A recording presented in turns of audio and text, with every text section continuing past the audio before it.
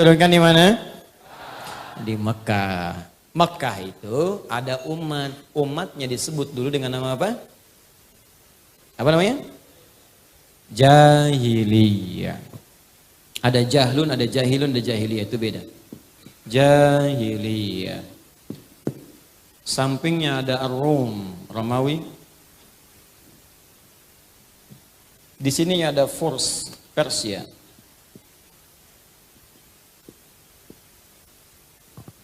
Romawi maju, Bu. Punya imperium. Peninggalannya sebagian ada di sini. Saya sempat diizinkan Allah untuk belajar di Tripoli, Libya. Punya leptis magna dengan Subrata. Itu sepanjang laut Mediterania. Sampai ke Italia, sampai ke sana. Itu peradaban Romawi masih terlihat sampai sekarang. Bekas-bekasnya. Masih ada. Kolosiumnya. Masuk saya ke sana. Saya masuk, saya pelajari, saya lihat. Bahkan mereka sudah punya sistem spa. Salon spa gitu. Udah ada. Bikin. Saya lihat semua. Ada pertarungan, tempat gladiator, macam-macam. Ada semua. Ya. Kemudian sempat saya ke Turki. Satu daerah itu kan memanjang Mediterania ke sana. Ada juga sebelah sana. Romawi udah punya peradaban. Persia punya kekaisaran. Sampai sekarang kelihatan sistemnya dan sebagainya. Maju. Terutama ahli di bidang administratif. Ahli di bidang administratif. Makanya bahasa Arabnya menteri itu wazir. Wazir itu asalnya bahasa Persia. Dari Persia. Ya karena dulu mereka pakar di bidang administratif. Tapi di Mekah ada apa? Romawi tidak, Persia jauh. Yang ada jahiliyah. Jahlun itu bodoh. Jahilun orang bodoh. Bodoh di sini tidak harus melulu dipahami, nggak punya pengetahuan, belum tentu. Jahlun dalam bahasa Arab bisa juga diartikan tidak kenal pada nilai-nilai kebaikan. Umum, nggak kenal pada yang baik. Karena ilmu itu baik, maka lawan ilmu itu jahlun. Di semua yang tidak kenal pada kebaikan disebut jahlun sifatnya. Orangnya jahil. Jadi kalau tak kenal pada akhlak, jahil juga. Tak kenal pada ilmu, jahil. Tak kenal pada Allah Tuhannya, jahil juga. Jahlun. Kalau digabungkan sifat perbuatan dan pelakunya, maka tambahkan tak di ujungnya, tengahi dengan ya nisbah. Maka berubah jadi jahiliyah. Maksudnya apa? Di tempat ini komplit semua orang bodoh ada di sini. Pencuri di sini semua.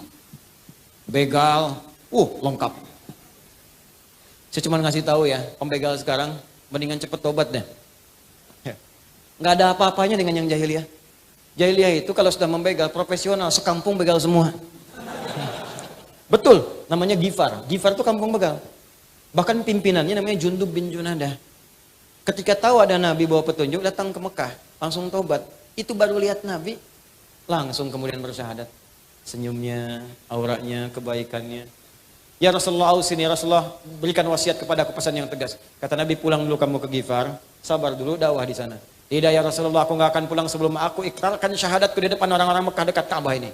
Kata Nabi, jangan dulu, kamu ini masih lemah, nanti kamu malah diintimidasi. Tidak ya Rasulullah, saya ini membegal terang-terangan, masa syahadat sembunyi-sembunyi? Datang dia ke Ka'bah mengatakan, ya masyarakat Quraisy, asyhadu an la ilaha illallah wa asyhadu anna Muhammad Rasulullah. Hei semua orang Quraisy, saksikan, aku bersaksi tidak Tuhan selain Allah dan Muhammad SAW Rasulullah. Apa yang kalian mau lakukan? Dipukulin. Jatuh pingsan. Sebelum dilanjutkan datang Ali bin Abi Thalib. Di riwayat lain mengatakan Hamzah ya bin Abdul Muttalib. Datang, jangan teruskan. Kenapa jangan diteruskan? Ini orang Gifar.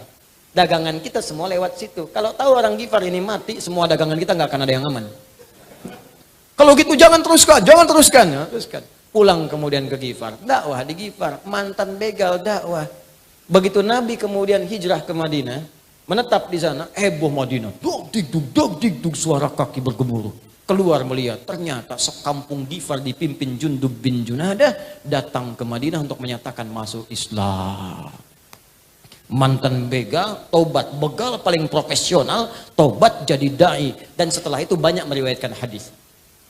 Masih ingat teman-teman? Kalau bangun tidur baca doanya apa? Langsung aja. Alhamdulillahilladzi ahyana ba'dama amatana wa ilaihin. Siapa yang meriwayatkan hadis itu? Dua orang. Di Al-Bukhari nomor hadis 181 yang meriwayatkan dua orang. Satu Mu'adz bin Jabal, yang kedua Jundub bin Junadah. Kalau pengen dilengkapi, buka Abu Dawud nomor hadis 1367 yang meriwayatkan Ibnu Abbas. Karena Nabi SAW, idza staiqadha min naumihi fajalasa. Adalah Nabi SAW jika bangun dari tidurnya tidak langsung berinteraksi dulu, duduk sebentar. Duduk dulu. Ini cara kesehatan bagus. Famasakha biyadihi min athari naumihi, maka beliau melihat tangan terbaiknya, tangan bersihnya untuk menghapus bekas kantuknya. Jadi jangan langsung baca doa, hilangkan dulu kantuknya. Ini baru bangun udah baca doa. Memang bangun 2:30, begitu sadar jam 5. Gitu. Baca. Baru baca doa. Ada semua. Nah, saya kembalikan yang ngejawabkan mantan begal untuk menunjukkan bahwa saya ini dulu mantan begal. Tempat saya kampung begal.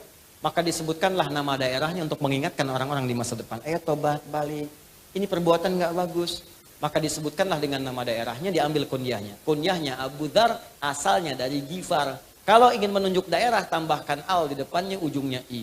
Ana Abu Dzar al-Ghifari. Tambah al, ujungnya i.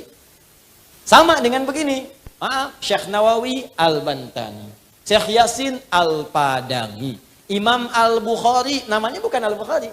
Namanya Muhammad. Punya bapak Ismail, punya kakek Ibrahim, kakek buyut al-Mughirah, yang buyut al-Bardizbah, tinggal di kecamatan Jongfah, Kabupaten Bukhara, Provinsi Khurasan, negaranya sekarang Uzbekistan. Karena dari Bukhara maka menyebut Al-Bukhari. Anda siapa misalnya? Anda Yono dari Darsan, Jogja, kembali ke Mekah. Kenalkan, Ana Yono Al-Darsani Al-Jogjai. Al-Imperiumi Al-Qadimi misalnya. Nah, itu. Ini tobat semua. Jadi pezina, lengkap. Kalau bosan dengan istri bosan dengan suami, tukeran dengan tetangganya besok. Ini jahiliyah. Pemabuk, jangan tanya, maaf ya, pemabuk paling pemula sehari 5 kali. Yang sekarang gak ada apa-apanya lah gitu ya. Ini pemabuk paling pemula.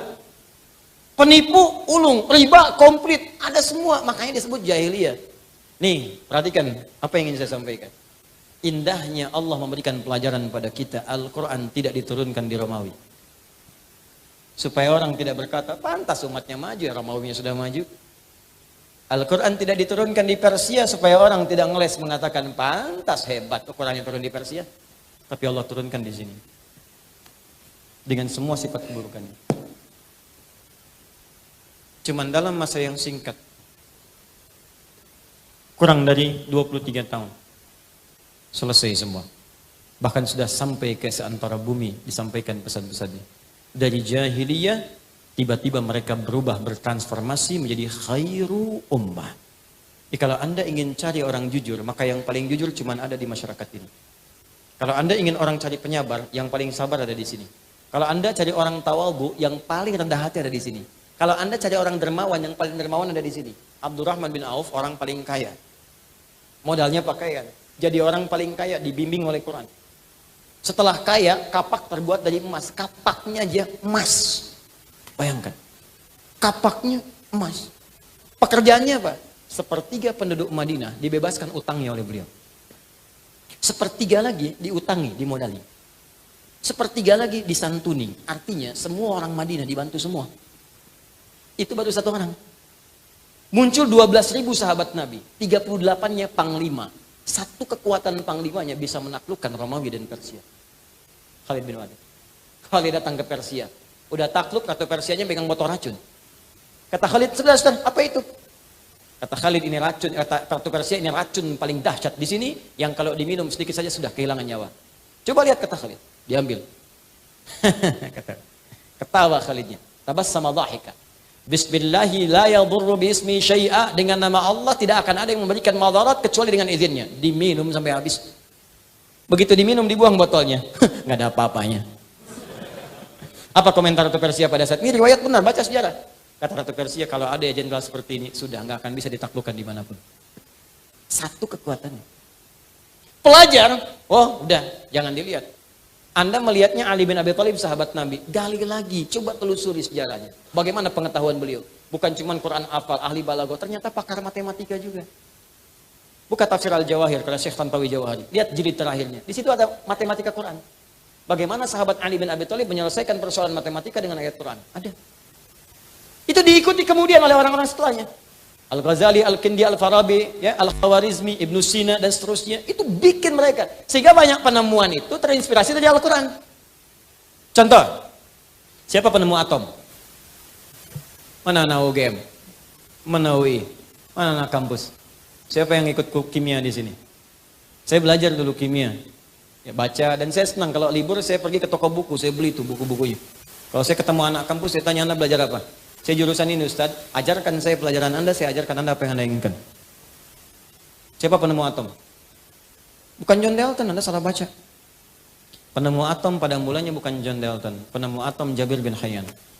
Pada mulanya. Jabir bin Hayyan menemukan atom saat meneliti besi. Dari mana meneliti besi? Saat membaca surah 57 Al-Hadid. Surah besi. Sampai di ayat 25, wa anzalal hadid, sampai ayat 26-nya. Dibaca, dilihat, penasaran. Kami turunkan besi dari langit. Ada besi turun dari langit. Meteor kan? Ada sebagian dari besi turun. Diambil bagian dari besi itu, dibawa ke lab kecilnya di rumah, dianalisis. Sampai ditemukan turunan terkecilnya, sampai ke atomnya. Karena itu sampai sekarang, atom besi itu kan Fe rumusnya. F besar, E kecil, ferum namanya. Ferum. Berapa nomor atomnya? 26. Setiap atom pasti punya isotop untuk menjaga kestabilan atom. Isotopnya itu rata-rata 4. Isotopnya besi itu Fe 55, 56, 57, 58. Yang paling stabil 57. Surah 57 ayat 25 sampai 26. Surah besi Fe Al-Hadid. Asalnya di situ. Sampai yang menemukan rumusan asal pesawat terbang Ibnu Firnas, ada semua. Sampai yang mengkonfirmasi dari mulai notasi syair jahiliyah. Itu punya notasi dulunya. Makanya orang belajar adab itu menemukan arud, di arud ada notasi. Apa notasinya? Bentuknya bahar namanya, ada 16. Ada tawilun lahudun al-bukhuri fadailu fa'ulun mafa'ilun fa'ulun mafa'ilu kifana min dzikri habibin wa manzili bi saqti wa baida dakhuli fahawmali rajas mustaf'ilun mustaf'ilun mustaf'ilun mustaf'ilun mustaf'ilun mustaf'ilun sauti safiril bulbuli hayya qalbi thamili al-ma'u wa zahru ma'a ma zahri lahzul muqali fa anta ya sayyidi wa sayyidi wa maulali fakam tayyumuni ghuzailun uqayqali qataftuhu madwatin fi hadha ar-rajuli faqala la la la faqad ghada muharwili wal walad wali wa iladi faqultu la tuwalwili fabayinu lu'ali qala tawhina kadha wa dzul muqali kahatan kakailali tabuli. Ayo ulangi. Rajas. Ditemukan orang Islam setelahnya. Jadi ilmu, Pak. Rumusan tadi. Tarik jadi alfiyah, jadi nazam. Rumus yang sama, rajas. Yang tadi jadi alfiyah. Kalamuna lafdun mufidun kastaqim. Wasmun wa fi'lun thumma harfunil kalim. Wahiduhu kalimatun wal qawlu am. Wa kilmatun biha kalamun qad yu'am. Bil jarni wat tanwini wan nida wa al wa musnadin lismi tamyizun hasal bita fa'alti atat wa ya if'ali wa nunik balanna fi'lun yanjalli. Hafal 1002 bait, paham Anda pakar nahwu dan saraf. Jadi ilmu. Cuman saat Quran ditinggalkan, ini ditinggalkan, balik lagi ke notasi musik. C D F G A B C G A B C D F Is G D F Is G A B Cis D A B Cis D F Is Gis A F Is Gis A B Cis Dis E B Cis Dis E Fis Gis Ais B Fis Gis Ais B Cis Dis Ais Bis Cis Ais Bis Gis Ais Bis Cis judi itu situ. Nah itu. Ini semua jadi ilmu tuh. Naik mereka, makanya syahidnya di Quran surah 3 ayat 110. Kuntum khaira ummatin ukhrijat linnas. Karena itu, kenapa kita mesti kembali ke Quran? Karena ini hidup kita ada di sini. Ada semuanya. Tiap hari kita cuma itu yang dibaca itu aja, Anas lagi, subuh sampai dengan Isya. Qul a'udzu birabbin nas, enggak, cuma kajiannya mana? Makanya kabulkan oleh Allah, mimpi ketemu jin terus gitu. Nah, jadi ini bagian yang pertama untuk menunjukkan bagaimana kita mesti hidup bersama